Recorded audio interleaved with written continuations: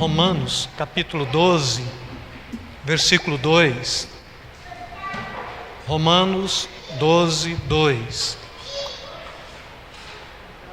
A gente vem trabalhando este capítulo 12 já há uns 3 domingos e hoje eu quero tentar findar. Se a gente não conseguir, significa que o Espírito Santo está no controle.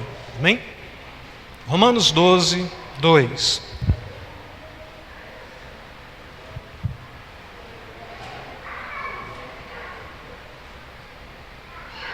Palavra do Senhor para a sua igreja. E não vos conformeis com este século ou com este mundo, mas transformai-vos pela renovação da vossa mente, para que experimenteis qual seja a boa, agradável e perfeita vontade de Deus. Amém? Podem sentar, amados.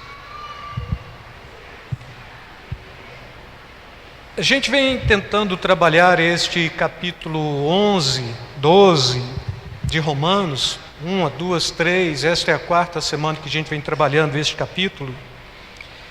E neste versículo 2, a palavra de Deus, ela nos traz uma proposta que ela é uma condição, ela é uma condicional, ela não é uma proposta para se questionar, mas é uma proposta como sendo também alguma coisa que cada cristão tem que ter em si e que tem que abordar e abraçar esta legitimidade da palavra de Deus. E não vos conformeis com este século, mas transformai-vos pela renovação da vossa mente. A palavra renovação da vossa mente, traduzido mesmo, metanoia, transformação mental, não é? Metanoia traz esta mudança de atitude, não é? E aqui Paulo ele vai justamente nisto. A mudança de atitude, a mudança de comportamento, a mudança de uma mente que outrora pensava estritamente do ponto de vista natural e que agora tem uma abordagem estritamente espiritual. Transformação mental, ela acontece na vida do homem mediante a pregação do Evangelho.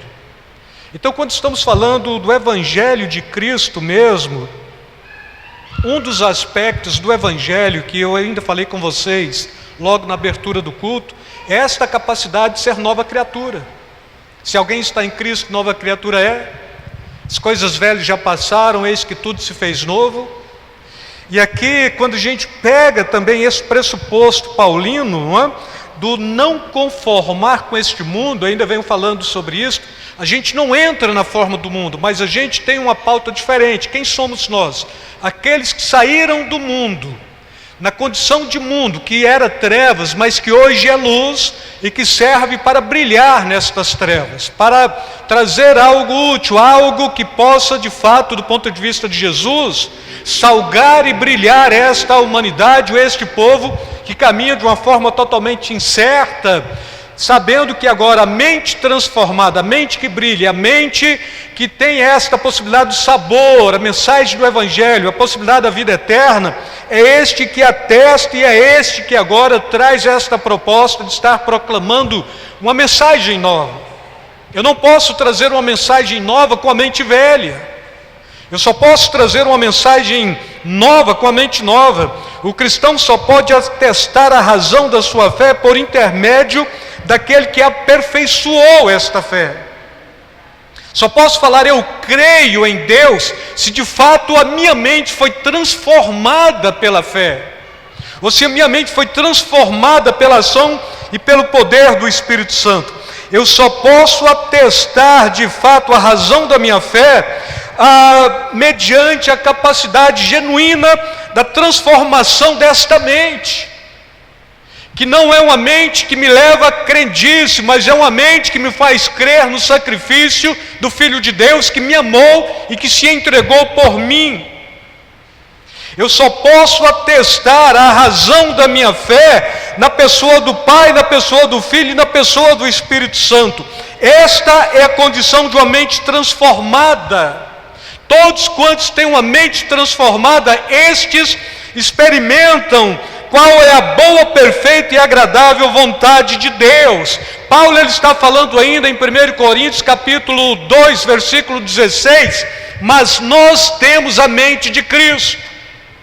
mostrando que a mente do homem natural é uma mente que condiciona a estrutura de Adão, mas a mente de um cristão regenerado, ele tem uma mente agora que já não é mais desta genealogia do mal, é uma mente em Cristo Jesus.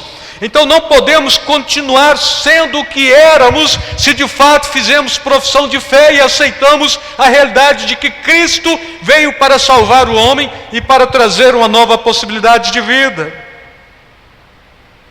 Não podemos continuar sendo a mesma coisa que éramos antes do Evangelho.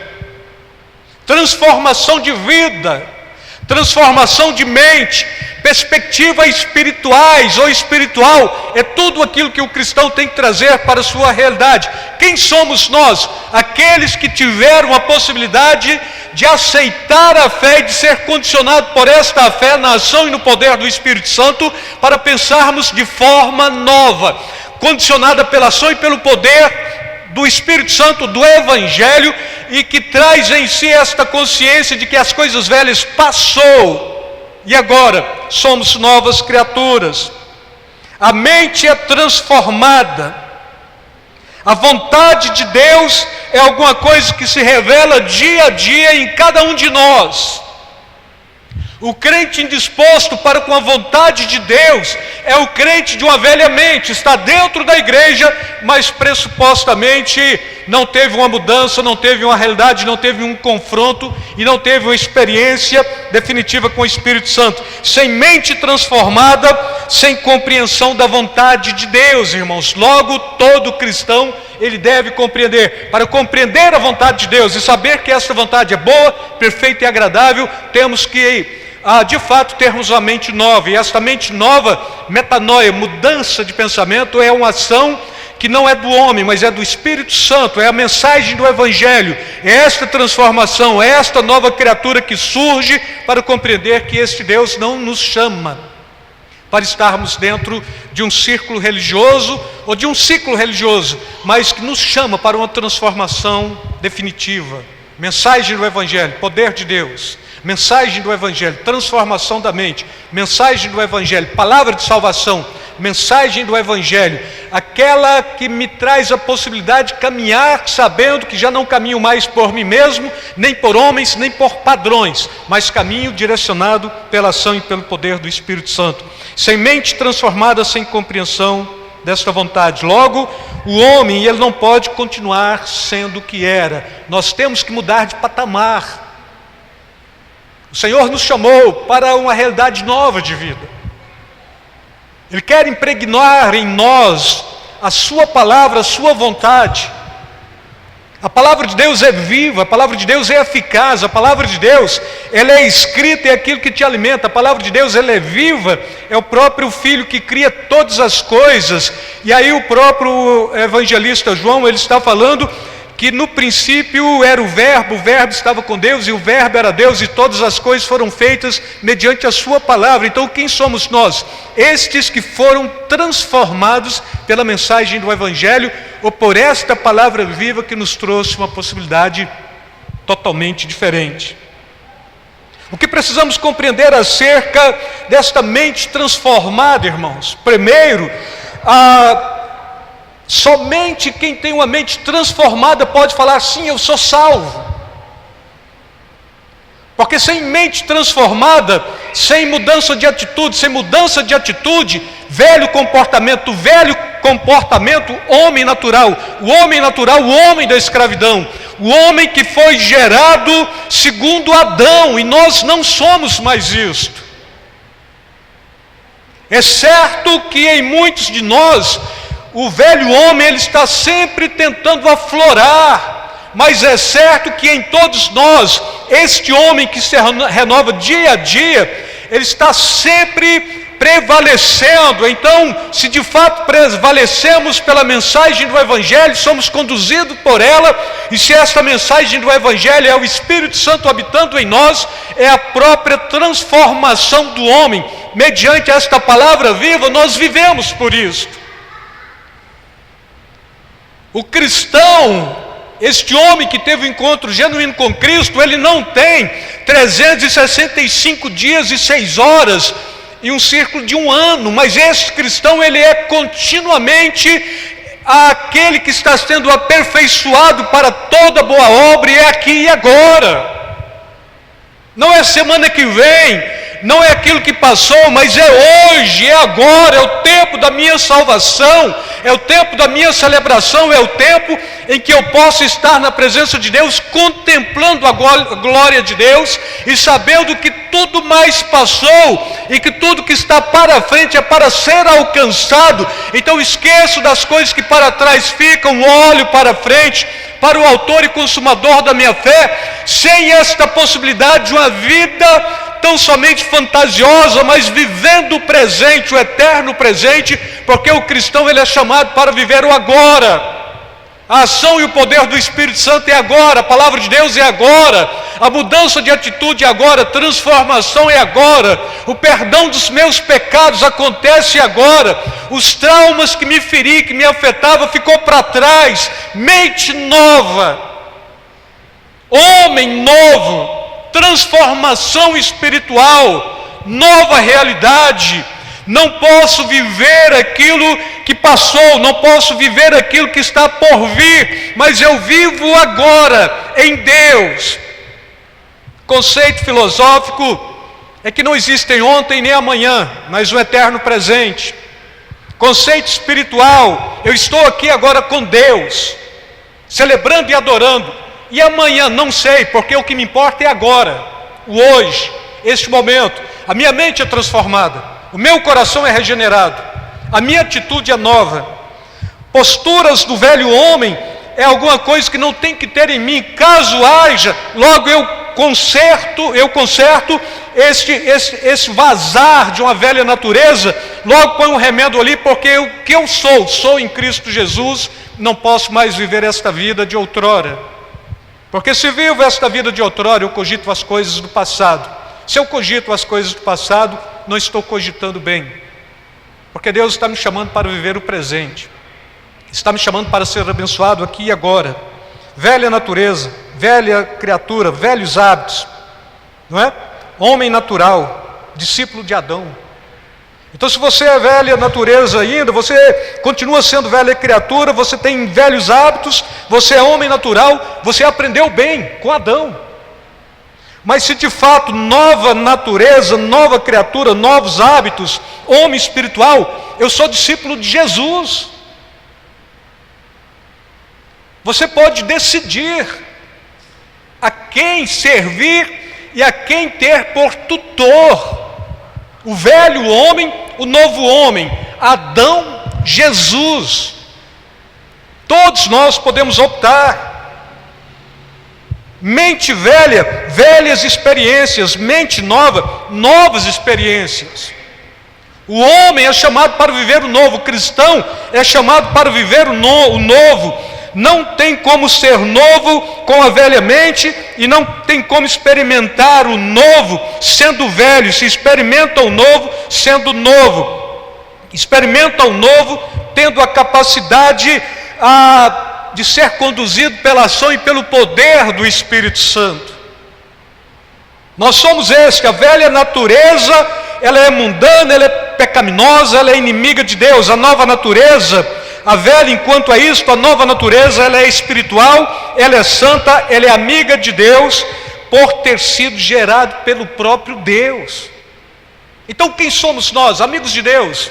Abraão se intitulou assim. O Espírito Santo se apresenta assim. Quem somos nós? Inimigos da cruz, amigos da cruz. Inimigos de Deus, amigos de Deus. Amigos da velha natureza, inimigos da nova natureza. Jesus, ele está falando que não se faz remendo de pano novo em calça velha. E você nem pega também o odre, que era de couro, velho, já estava dilatado com um outro vinho, e tira o vinho e tenta pôr um novo, porque vai rachar. Então, pano novo, remendo novo, odre novo, vinho novo. Quando o odre está novo, totalmente novo, o vinho entra e vai dilatando ele, vai tomando forma.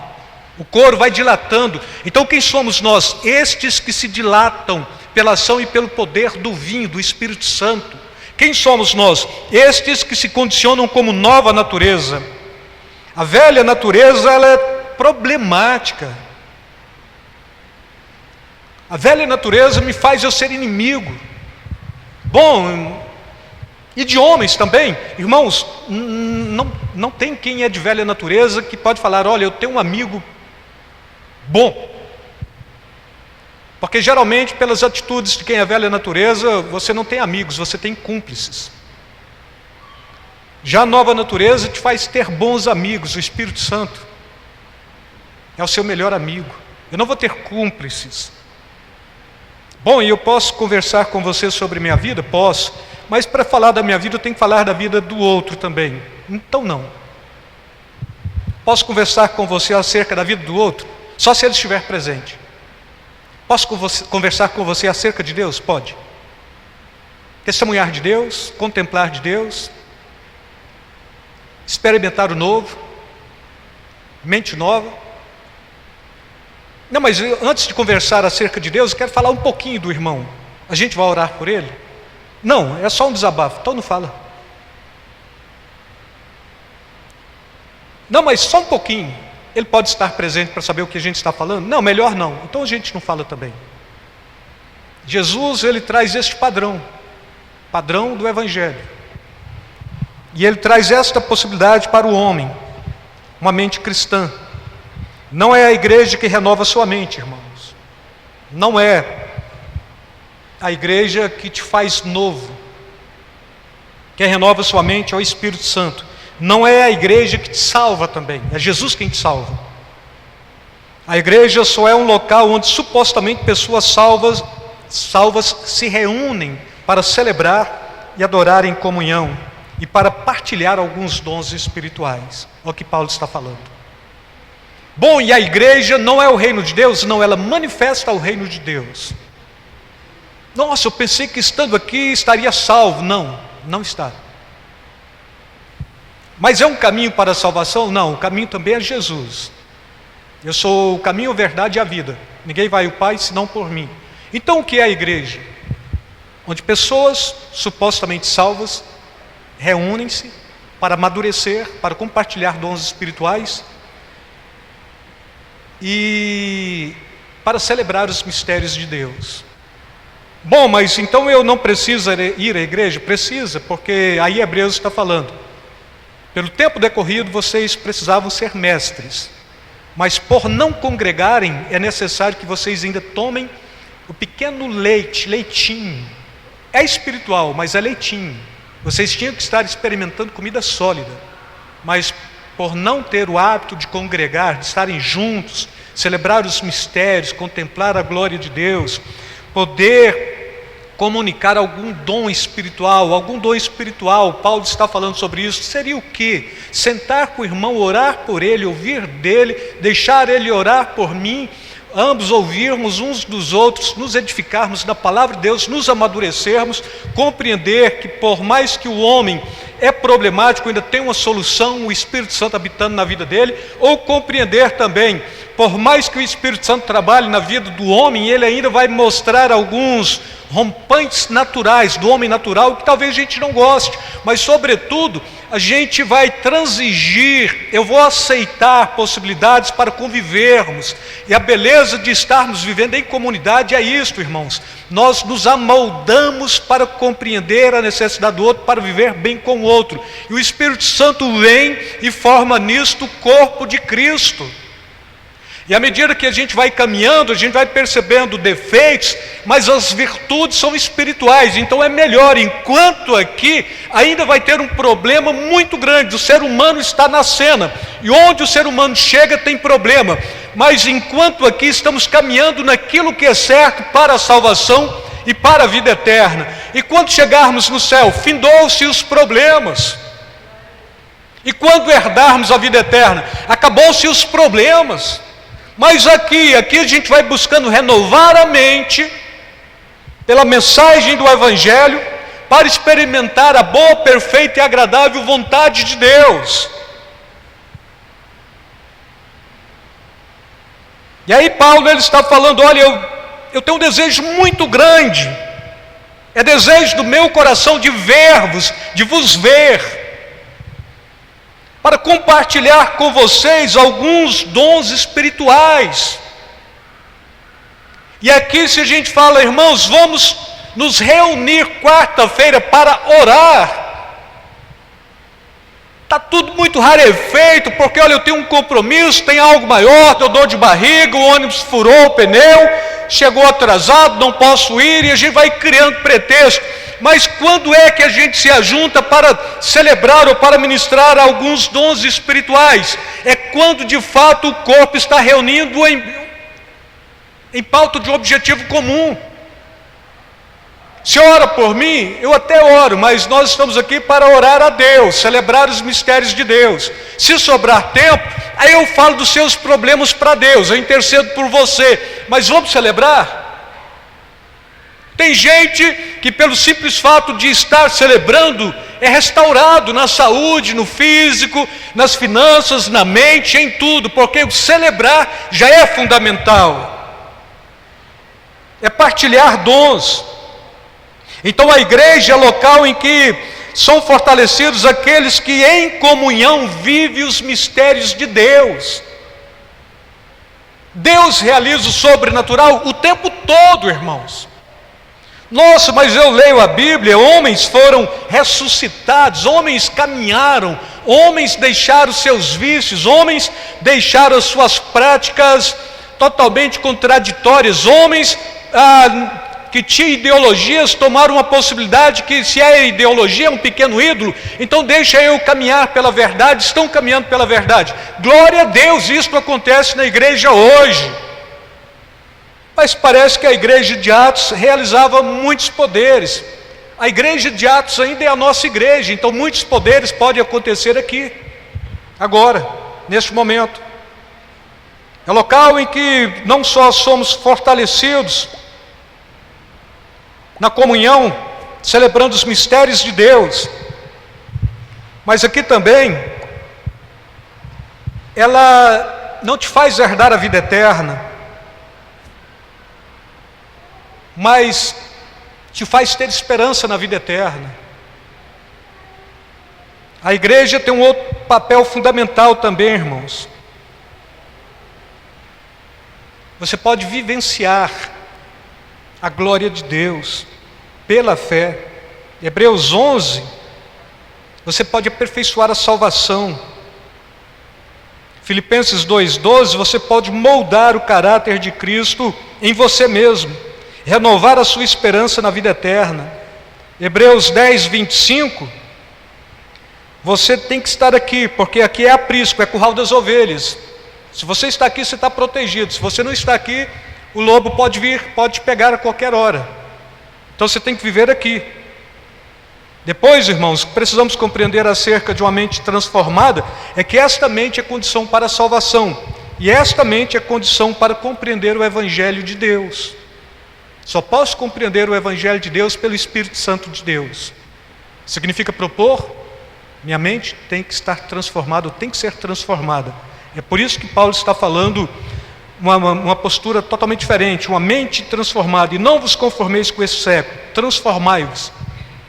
Transforma sua mente, pela renovação do vosso entendimento, para que experimenteis a boa, perfeita e agradável vontade de Deus. Amém? Para Abraão, irmãos, qual foi a principal promessa que Deus fez a Abraão e que Abraão tanto almejava? Quem pode me ajudar? Ter um filho? Abraão era um velho, casado com uma velha. Velho dá processo, era um ancião, né? Casado com uma anciã, noventão, cenzão, e a Sara, noventona. E daí? Estéril. Tem filhos? Não. A gente precisa. Vamos argumentar dentro da razoabilidade humana? Vamos. O que a gente faz? Aí a Sara vem dar uma dica, olha, você pega a escrava, é bonitinha, novinha, é egípcia, Agar, você mantém relação com ela, ela vai ficar grávida, aí você vem e fala, olha, ela está grávida, quando ela for parir, ela vai parir no meu colo, o filho é meu. Talvez seja aqui um dos princípios lá do início do filho adotivo. E o Abraão achou bom, é bom, né? Porque quem pode rejuvenescer a alma de um homem velho, senão uma donzela egípcia, bonita? Sara, eu não queria não, mas você está insistindo, né? Aí Deus fica em silêncio 13 anos, sem falar com Abraão. E depois ele aparece novamente, fala para Abraão, anda na minha presença e ser perfeito. 13 anos depois, silêncio total. Argumento humano, porque a Sara olha e fala, é improvável, Abraão olha e fala, é impossível. E o que a gente faz? Vamos criar um dispositivo humano, não é? Quantos de nós somos condicionados a dispositivos humanos para tentar prevalecer em cima de uma promessa que Deus fez? Funciona? Não, porque é dispositivo estritamente humano. Mas o Abraão, ele tinha uma promessa, o Isaac. Deus apareceu para ele e Deus falou, olha, eu vou voltar aqui o ano que vem, aí a sua mulher vai ter um filho, agora é de verdade, você toma o juízo, deixa de querer ajudar Deus, você não ajuda Deus. E a Sara ri, e o anjo fala para ela, por que você está rindo? Não estou rindo, você está rindo, não é? Ri, ironicamente, mas ri depois, porque Isaac é riso. E aí o que acontece, irmãos? Quais eram as condições de Abraão e da sua esposa? Velhos e estéreis. Os dois. A mulher já tinha perdido costumes, já não tinha mais ciclo menstrual, então logo não engravidava, não é? E quando se cumpriu, irmãos, a promessa de Deus na vida de Abraão? Deus chama Abraão, Deus fala para ele, seu nome agora, Abrão, não é Abrão, é Abraão, seu nome não é Sarai, é Sara. E vocês vão ter um filho, de fato e de verdade. Não é aquele que vocês tiveram, aquele lá não serve. Aquele lá até hoje é problema para a nação de Israel, os árabes. Agora esse filho é da promessa, esse filho é o que eu prometi, é esse que eu quero cumprir na vida de vocês. Vocês não deixaram, mas eu quero cumprir. Então, mas o que é preciso? Você tem que mudar. Muda. Pai, mas põe pai de multidão, Abraão. Nossa, mas são muitos. Aí Deus fala para Abraão, olha, você pode contar a quantidade de estrelas no céu? Alguém diz que você consegue perceber 5.000 estrelas no céu, mais do que isso que você perde. Eu acho que eu não consigo contar 500, E Abraão não conseguiu. Então, a sua descendência vai ser isso daí, Abraão, promessa. Promessas para que se cumpram, irmãos, tem que ter obediência. Posso mudar o seu nome? Pode.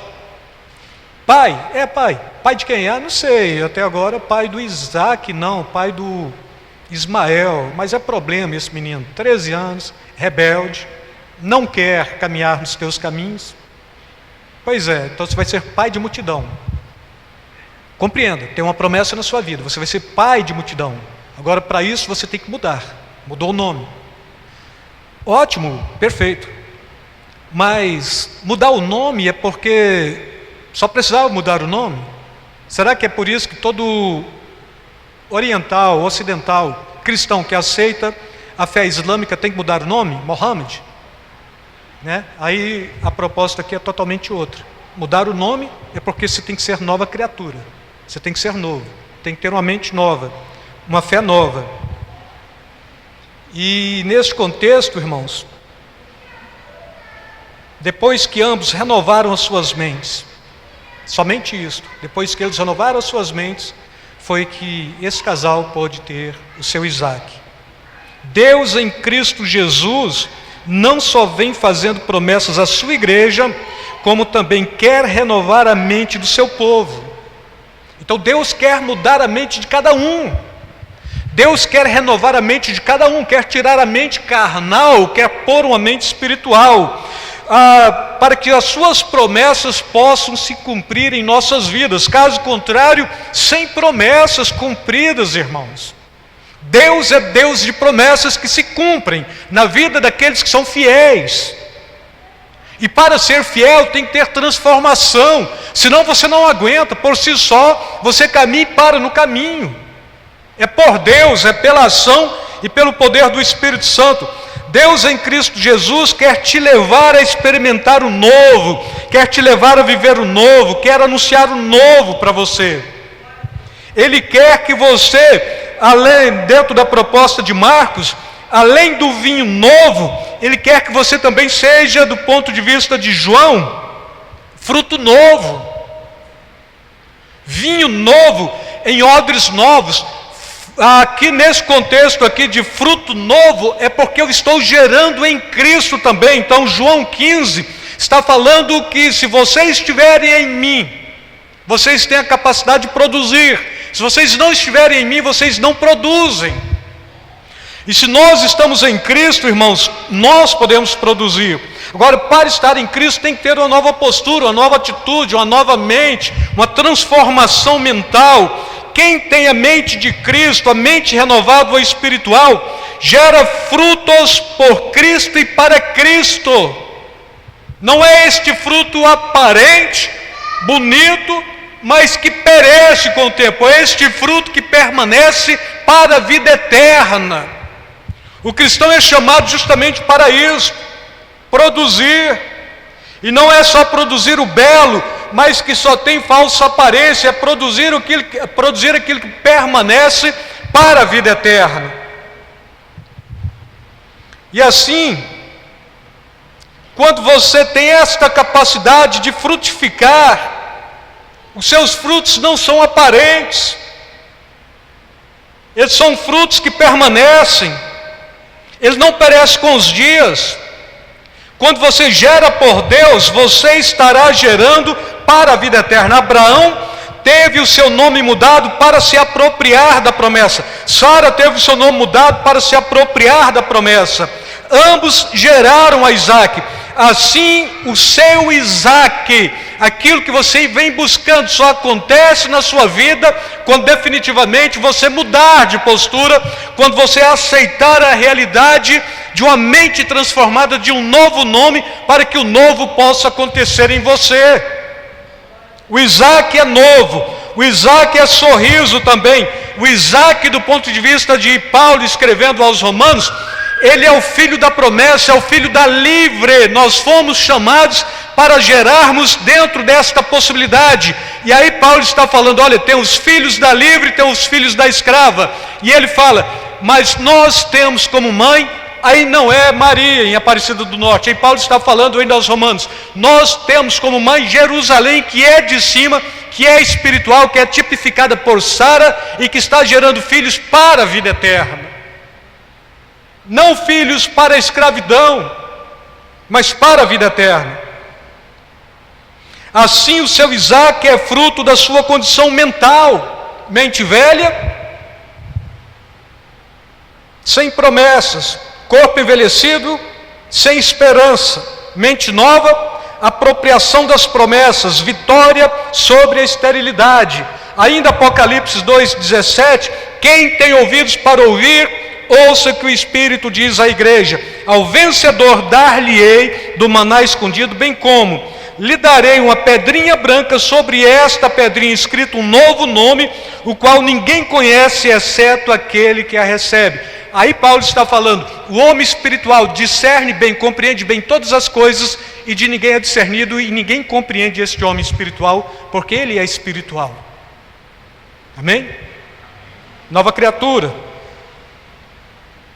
Somos. Deveríamos ser. Podemos tomar uma postura hoje? Podemos.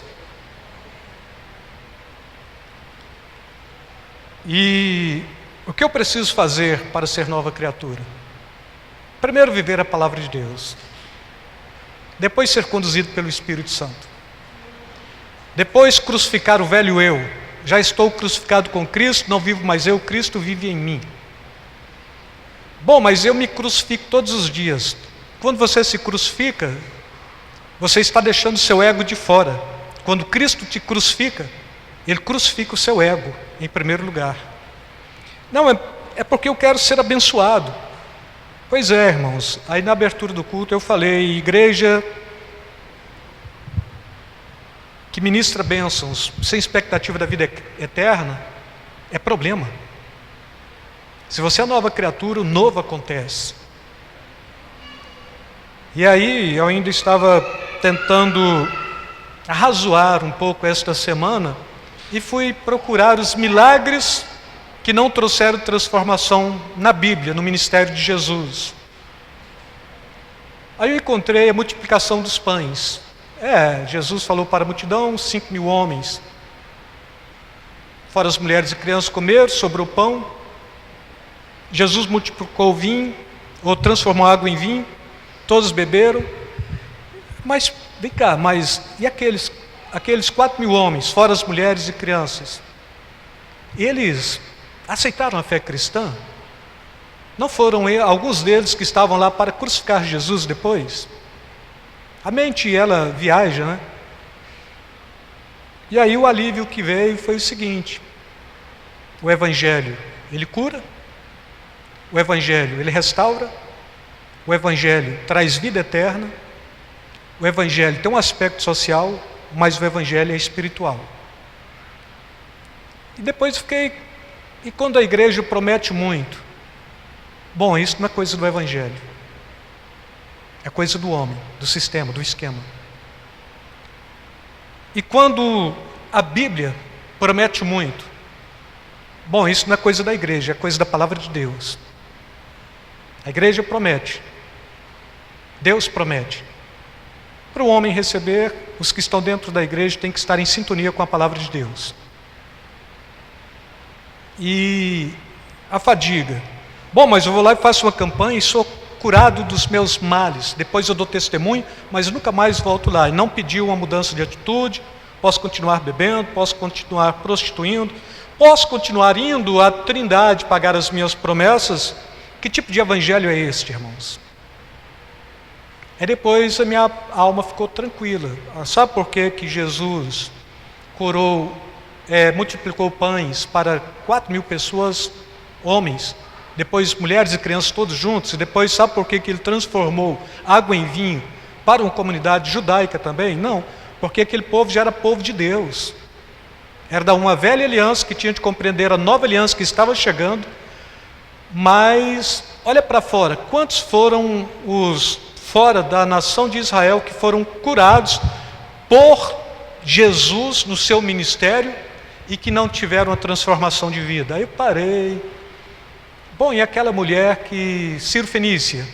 Mas os cãezinhos comem dos pães ou das migalhas de pães que caem da mesa dos filhos. Mas ela foi salva. E quem mais? Aí percebendo, mas parece que eles foram salvos. Então a minha conclusão é de que o Evangelho, primeiro ele te salva, depois ele te cura. E quem prega este Evangelho que te salva primeiro, ele está pregando a palavra de Deus. Quem prega este Evangelho que te cura primeiro, ele está blefando com a palavra de Deus. E aí, esta é uma verdade absoluta? Não, porque eu posso mudar de opinião depois que eu ser confrontado de novo pela palavra de Deus. Mas enquanto isso não acontecer, deixa eu ser conduzido pela palavra de Deus e não pelos meus ímpetos naturais. E a gente cai dentro deste erro de querer impor o meu padrão para Deus se condicionar a Ele, enquanto somos nós que devemos estar debaixo do padrão da palavra de Deus. Ou Deus impõe o padrão e a gente, como servo e discípulo, obedece. Concluindo, irmãos, a igreja deve mudar o nome. É por isso que tem muitos irmãos revoltados da igreja que abrem outra denominação. Isso é rebeldia mesmo. A igreja deve mudar o nome. mudar a sua condição de organização para organismo vivo. Mudar sua condição de quem faz promessas para se apropriar das promessas. Mudar a condição de mente velha para mente renovada, que te faz esquecer o passado. E uma perguntinha muito comum no nosso meio: desde quando você é crente? Aí, olha, eu aceitei a Jesus em 86, no final do ano, numa quarta-feira, numa oração lá em casa. E fiz profissão de fé ali. Tem quanto tempo isso? Bom, 86 para cá tem um bom tempo, né? Calcular em dias, anos. Não, para.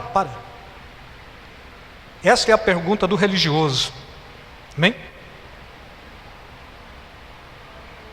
Desde quando você é crente? Esta é a pergunta do que vive dentro de um esquema, de um sistema. E não é sistematicamente transformado. Me respeito, eu tenho 20 anos de evangelho, você chegou aqui agora. Já ouvimos isso muitas vezes de muita gente diferente, não é?